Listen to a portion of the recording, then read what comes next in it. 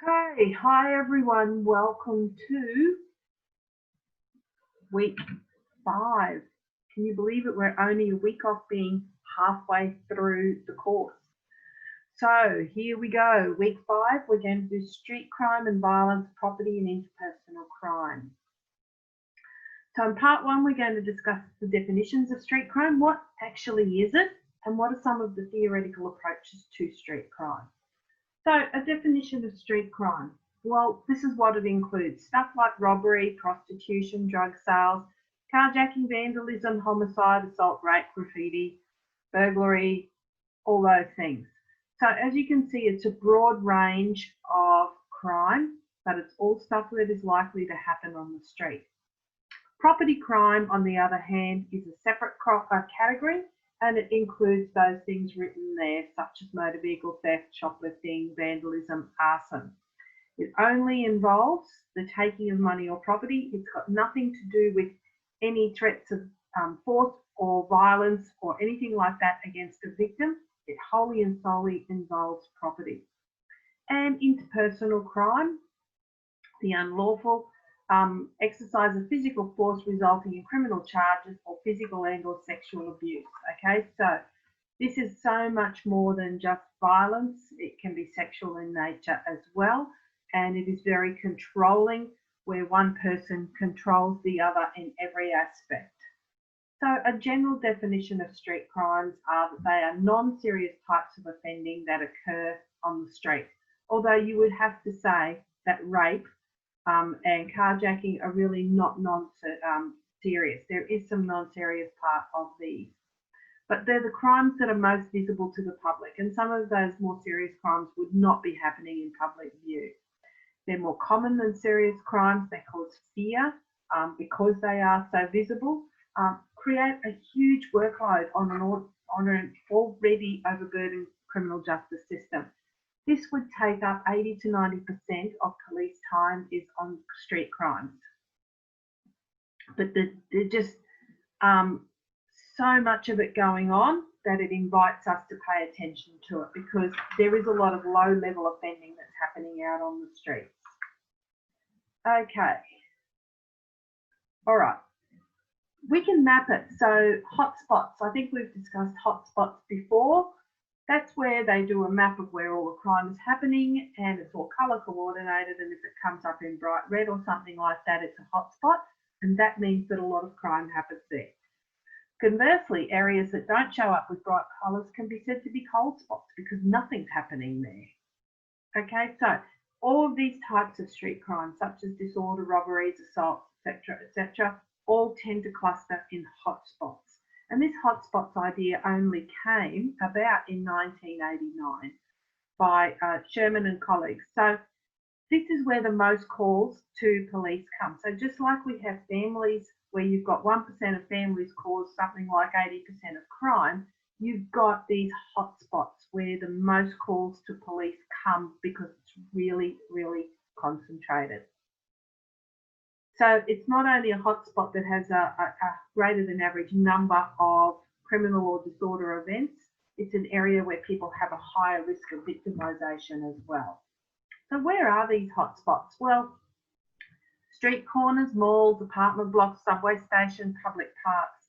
Think about nightclub areas. There'd be a lot of small petty crime going on in nightclub areas, Fortitude Valley in Brisbane, Cavill Mall down the coast. So these hotspots are creating all this crime, and there are a number of theoretical perspectives that apply to crime hotspots. Okay, they're not random. There's a lot of environmental and situational factors that are going on here. So they're usually close to transportation routes. Think about Fortitude Valley. There's buses, there's the train system. So they're close to people's ability to be able to get there and get away from there. Cavill Mall, there are buses there as well as there's the tram system. So you've got close transportation routes and a way to get away. We were down the coast for a weekend late last year when a young fellow was murdered in Surfers Paradise. He was stabbed, and we saw all the ambulances going and knew that something had happened. but the young blokes that did it all went to the Gold Coast on the train and the tram. So joining the train and the trammer has opened up transportation routes for people to do the wrong thing, as well as people who might not have been able to get to the beach before to get there. Okay, so transportation routes is really important in hotspots. Street lighting, or sometimes lack thereof. If there's not enough, lighting in the street, it can attract the wrong type of activity going on. Building designs. Are the buildings designed that you can look out over the street easily from them? Do they have alcoves that are quite dark and where people can't be seen? The availability of easy to steal products. I see so many shops that have racks of goods outside on the footpath just sitting there. Their stealing rates from those racks must be really high because people would just walk past and take it. And guardianship supervision. What do we mean by guardianship? Well, if you're in a group of friends and one of them has the idea of doing something really smart or something that they think is really smart but is against the law, having the rest of the group there to say, don't be a dickhead, don't do that, that's being a guardian. But guardian can be the undercover shoppers that are in all of the big department stores that we don't even see them and know that they're there, but they are all there, and you'd be amazed how many people they catch shoplifting. So target hardening, high levels of guardianship and target hardening. What's target hardening? Well, increasingly we are seeing things that are worth high value in stores. They are actually locked up behind lockable doors so that the general public can't touch them without having a staff member there. Electronics is a really good example. You don't see mobile phones left out where they can be shoplifted. They're all locked up and just a packet is there. Spray paint is now all locked up and you have to be 18 before you can buy tins of spray paint. You go into Bunnings and some of the other hardware shops and all of their spray tins are all locked up. So we have got some strategies that we use to try and get these people to not be committing this crime, as it were. Okay, doing an analysis of a hotspot, low-level data, all you really need are the street numbers and the addresses of where crime occurs. But don't forget, we don't know what all the crime is that occurs. So they're never, ever going to be totally 100% accurate. They've got geographical information systems and sophisticated spatial analysis tools that they use to create these hotspots. There are some limitations, such as the data may not have the GIS coordinates recorded or may be inaccurate, and they're not a tool for police to use if they're targeting particular offenders. All this is doing is mapping crime at a particular spot and telling you what is happening there and how much of it. So what crimes and how much of it. This isn't really a tool for police to use if they want to target particular offenders.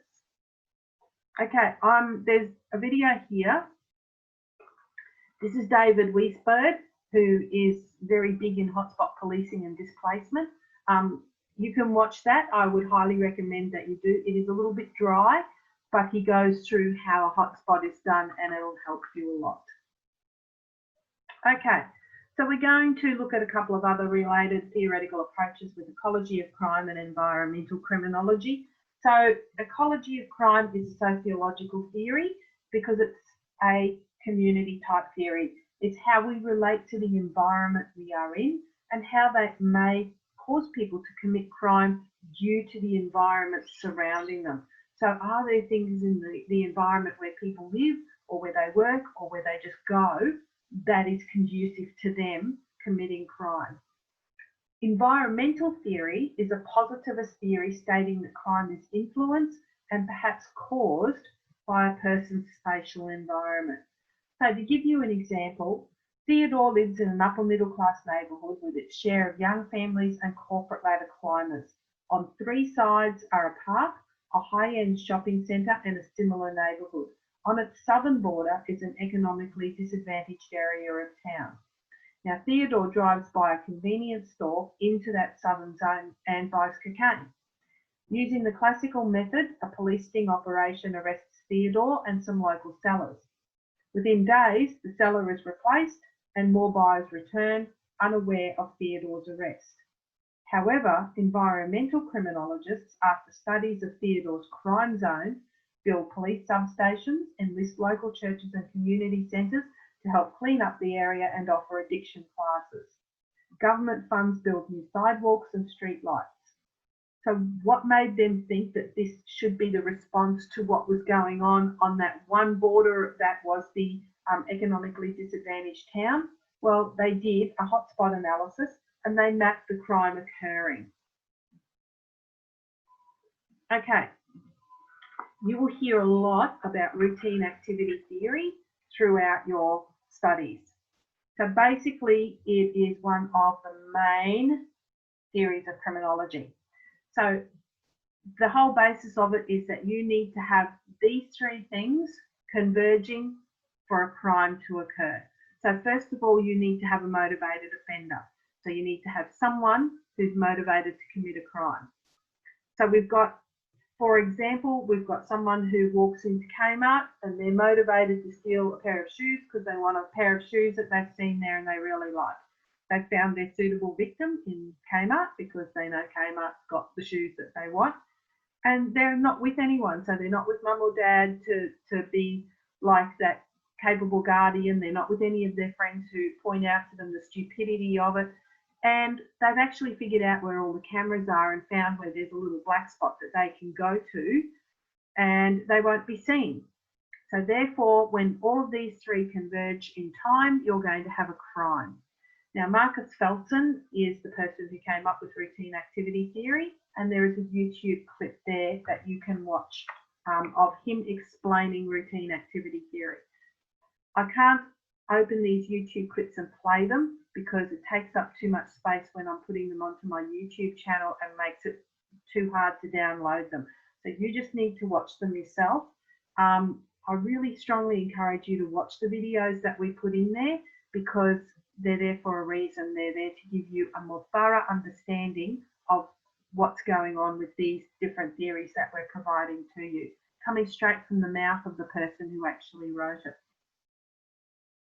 Okay, so when we're talking about buildings, this is the kind of thing we're talking about, having a defensible space. So if an area is safer because people feel ownership of it, then they're going to look after it a lot better and there's going to be a sense of community. And if someone comes into that area that's not supposed to be there, then they will feel less secure about doing something because they might get the feeling that they're being watched, that there are people out and about who know who should and shouldn't be there. And this is using environmental design.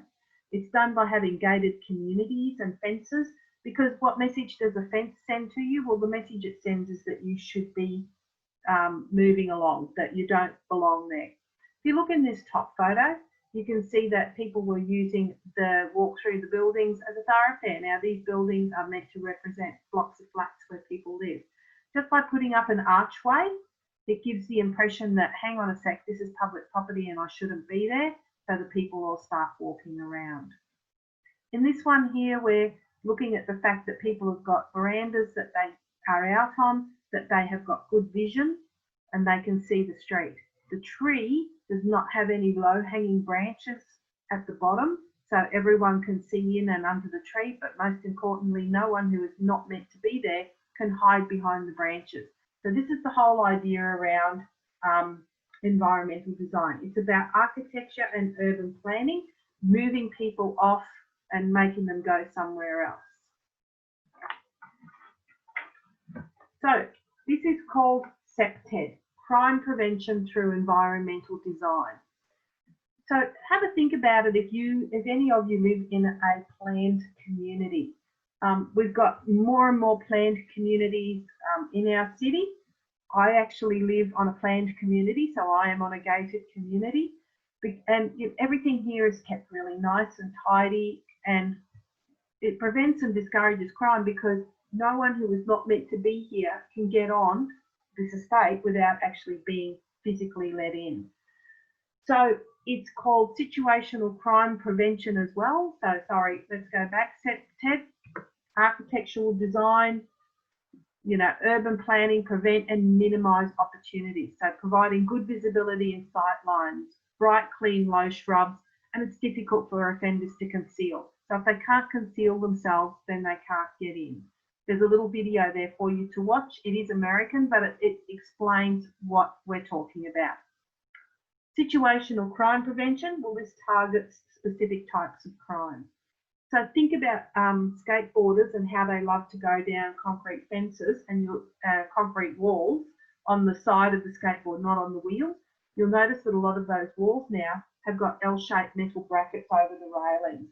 They've been put there to stop the skateboarders from going down there. So it's situational crime prevention. Park benches that have armrests in the middle. That's done to discourage homeless people from sleeping on them. Spikes near glass. If you've got a glass wall and you can see spikes in front of it, you can't really get close enough to break the glass because of all these spikes. So it's there as a situational crime prevention.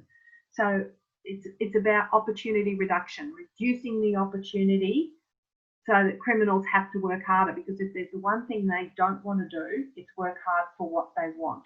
So if we make it much harder for them, then hopefully they'll just leave and they won't commit the crime. Okay, that completes part 1. In part 2, I'm going to discuss problem-oriented policing and the types of issues that it tries to address. So stand by for part 2.